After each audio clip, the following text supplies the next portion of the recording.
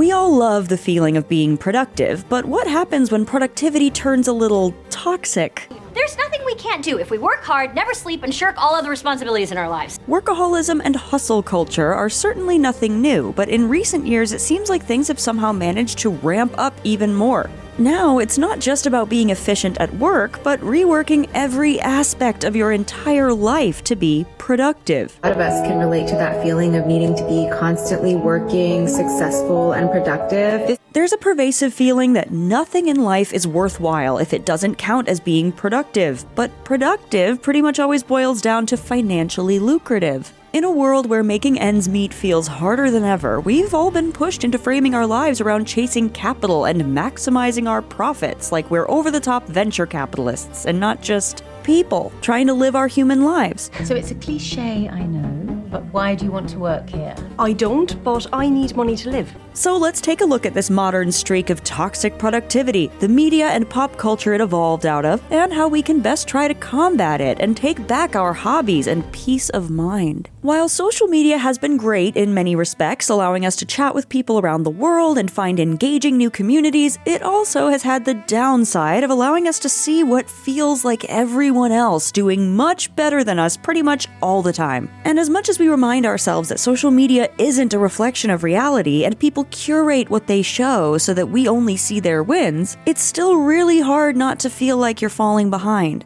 Hey, maybe the real power is just being yourself.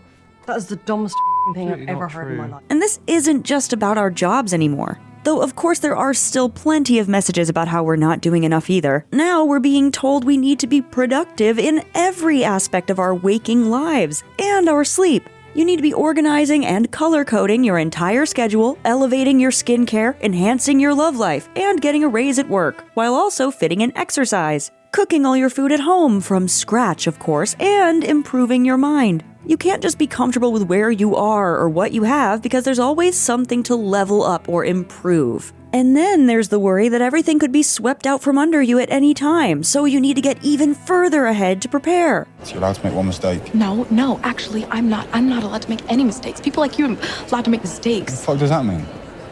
Mistakes are a privilege. In the very first episode of HBO's Industry, we see the devastating results that can come from this need to succeed at all costs. Harry, desperate to prove his worth at Pierpoint, stays late and comes in early every day, or often doesn't even leave at all and just sleeps in the office. The stress, combined with the substances he was taking to try to keep him awake so that he could work more, leads to him having a heart attack and passing away. And in the end, business at Pierpoint just continues on as usual because no matter how much of yourself you give, the machine will always just find another cog.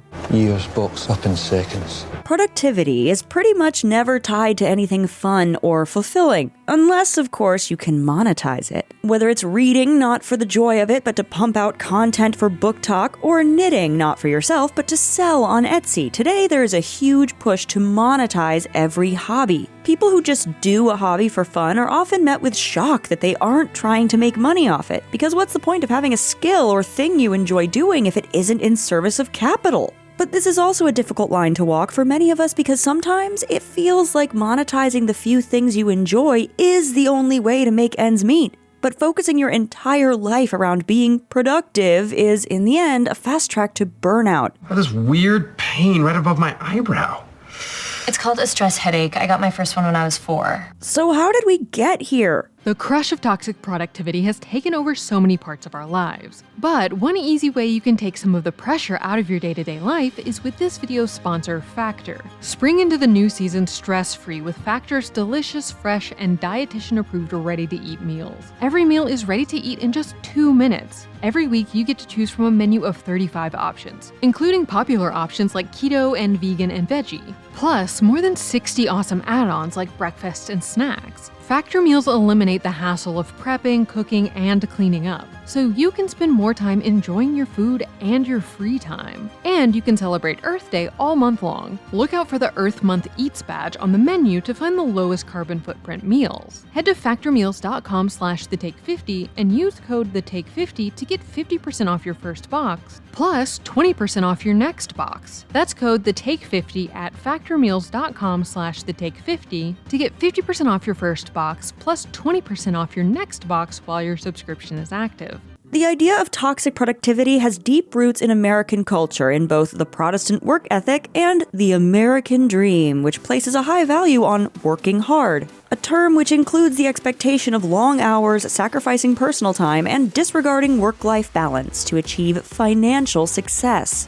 American workaholism can be seen in the way our culture valorizes periods of intense and extreme work during times of crisis, such as when the United States worked tirelessly during World War II to keep up with manufacturing demands. Existing companies changed their lines from consumer goods to war materials, and new plants were constructed strictly for the creation of products for the war effort. And while not uniquely American, this workaholic nature is especially evident in comparison to the way Europeans view work. Americans historically don't even take their much lower amounts of allotted vacation time and are often overworked. American things Europeans think are weird. Part 7. In the US, we work a lot. On average, we only get about 2 weeks paid vacation.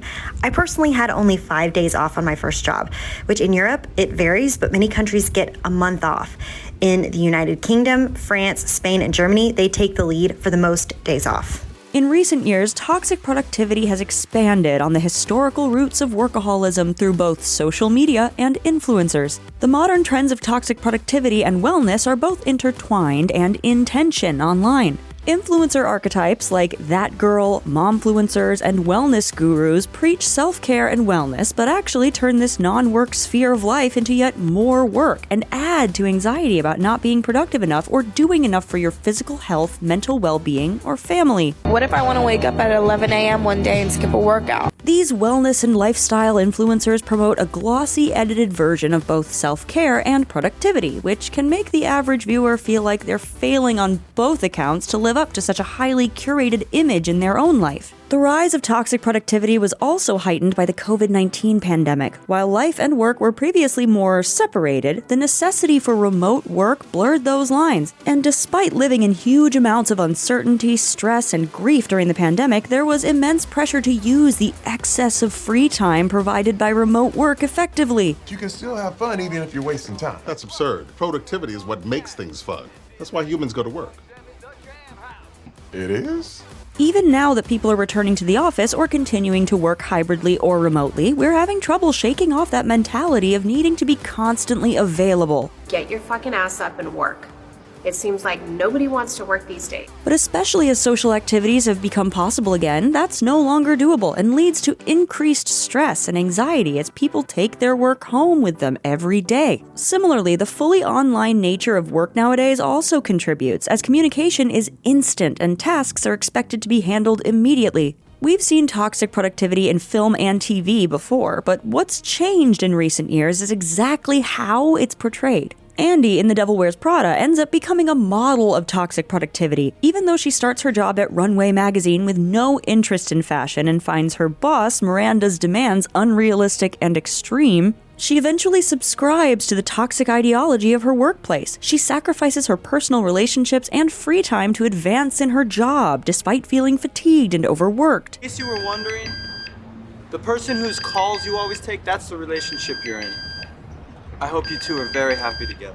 But Andy eventually realizes that being productive isn't everything and manages at the end of the film to quit Runway to pursue her passions and preserve her personal life, and her journey is given a positive spin as a learning experience that helps her get her next job. I got a fax from Miranda Priestley herself, saying that of all the assistants she's ever had, you were by far her biggest disappointment. And if I don't hire you, I am an idiot.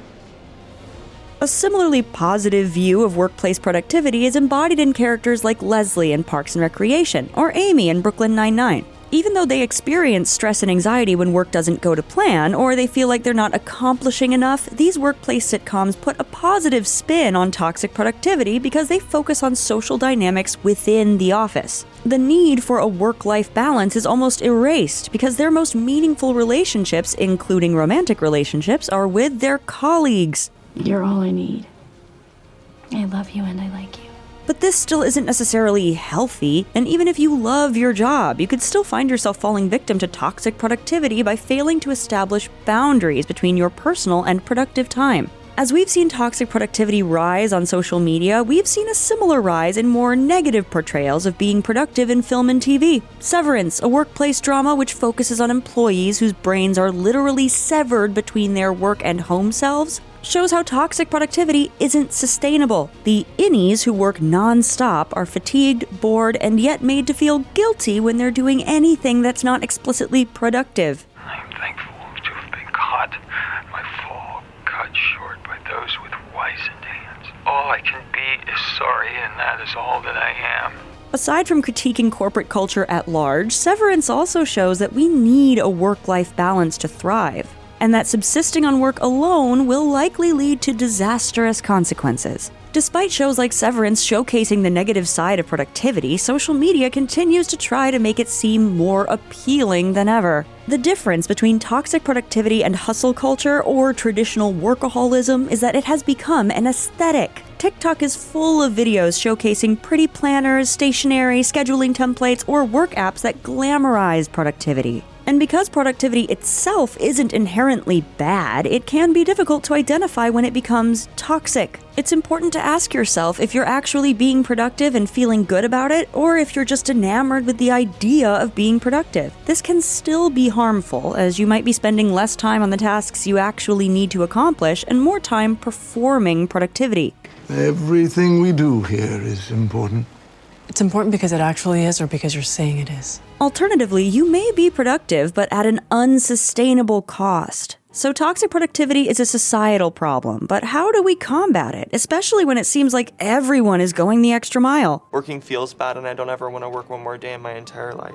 One of the most important ways to combat toxic productivity is establishing clear work boundaries whenever possible and making time for breaks. I used to feel disappointed in myself and guilty for resting. It's also important to make an effort to say no when work tries to break through those boundaries. Many times, a task can wait until tomorrow, but we feel an immense amount of pressure to handle everything immediately. This is, of course, easier said than done, since sometimes that no can come with some negative consequences from bosses who expect everyone to follow their lead without question. But even just preparing yourself to push back sometimes can end up having a net positive effect on your work life and mental health. In a similar vein, we can practice professional detachment, which constitutes making a conscious effort to separate yourself from your role and having an emotional detachment from work. As a perfectionist, I used to equate my self-worth to how productive my day was. You can also ensure you're doing things efficiently rather than feeling the need to overcomplicate or take up more time to be productive. In workplace sitcoms like The Office and Parks and Rec, we can see how workplaces can often add banal or tedious tasks that could be accomplished much more efficiently otherwise. And similarly, your boss or manager cares less about you appearing to work than your actual results. As HR consultant Lori Rudiman said, they're wowed and impressed by your accomplishments, by your deliverables. They don't care how many hours it took to get it done. They don't think about the difference between 40 hours and 50 hours of work. They just want good work. Finally, it's important to recognize that toxic productivity isn't sustainable and will lead to burnout, hurting your chances at professional and personal success in the long run. When people feel supported, they will literally explode with productivity. To be the most productive, you need to take breaks, make time to relax with friends and family members, practice self-care, and take time to do nothing. Despite what pop culture might have us believe, no one can be productive all the time, and there's absolutely nothing wrong with that. We need to remember what's important in life. Friends, waffles, and work. Or waffles, friends, work. Doesn't matter. But work is third. That's the take. Click here to watch a video we think you'll love, or here to check out a whole playlist of awesome content. Don't forget to subscribe and turn on notifications. And make sure to subscribe to our Patreon for exclusive new videos. And make sure to subscribe to our Patreon for exclusive new videos.